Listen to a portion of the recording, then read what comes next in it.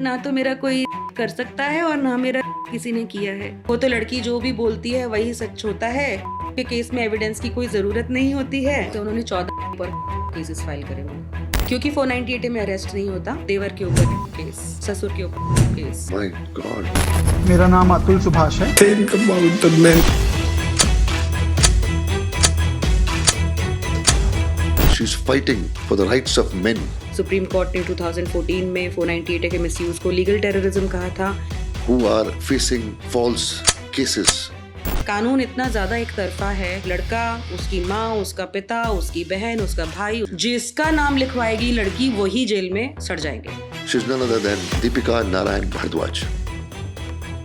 कहा जाता है मैक्सिमम केसेस में एक बच्चा जो है उसका इस्तेमाल किया जाता है। बहुत सारे ऐसे केसेस हैं जहाँ पे महिला को कोई इंटरेस्ट नहीं होता बच्चे में, लेकिन उन सिचुएशंस में भी कोर्ट्स की जो है सिंपैथी वो ज्यादातर मदर के तरफ ही रहती है। She doesn't even like him because he is child from a man that she does not love anymore. आज के टाइम पे ऐसे भी केसेस हो रहे हैं जहाँ पे सूचना सेठ जैसे बैंगलोर में जिसने अपने बच्चे को मार दिया सिर्फ इसी वजह से कि वो खुश नहीं थी कि बच्चे को की विजिटेशन राइट्स उसके फादर को मिल गई। एक केस है, ये लड़का लव मैरिज करता है, वाइफ को मास्टर्स खुद कराता है, वो प्रोफेसर एज ए ज्वाइन कर लेती है एक कॉलेज में और वहाँ पे उसका अफेयर किसी और आदमी के साथ हो जाता है। जिस टाइम पे वो अपने लवर के साथ शी इज चिलिंग आउट, इनका बच्चा जो है हॉस्पिटल में फीवर में होता है 104।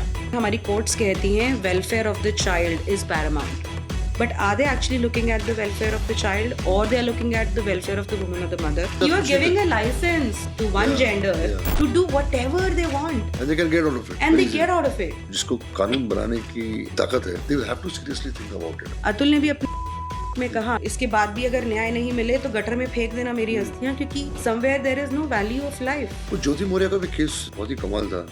आपने शादी कर ली और उस पर केस डाल दिया और निकल गए आप। नहीं, आलोक मौर्य को तो मैं बोलूंगी कि उन्होंने अपनी जिंदगी बचा ली मीडिया में जाके, नहीं तो उनको टपकवा दिया जाता। How do you fight these cases and how do you come out of it? मुझे दिखने लगा कि 498 की तरह अब 376 केसेस का भी मिसयूज हो रहा है। एक आदमी अगर अपने तक झेलना हो तो फिर भी झेल लेता है। ऐसे ऐसे केसेस हैं जहाँ पे छोटे छोटे बच्चों का भी नाम है, 80 साल की बुजुर्ग महिला है, इसका नाम ऐड कर दिया।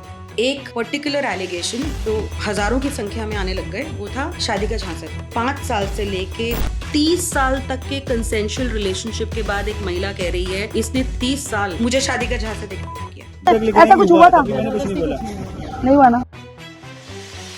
You think that public pressure की वजह से कुछ मेन राइट्स कमीशन बनने की कुछ चांसेस हैं? सुप्रीम कोर्ट में जब मेंस कमीशन की प्ली फाइल करी गई है तो सुप्रीम कोर्ट ने बोला कि किन लोगों के लिए मेंस कमीशन की डिमांड कर रहे हो, वो लोग जो फ्यूचर में करेंगे। मैं नहीं कहूंगी कि आप ओवरनाइट कोई चेंजेस कर लो, लेकिन एक थॉटफुल प्रोसेस इनिशिएट करने की बहुत ज्यादा जरूरत है। Misuse of laws reduces the efficacy of these laws.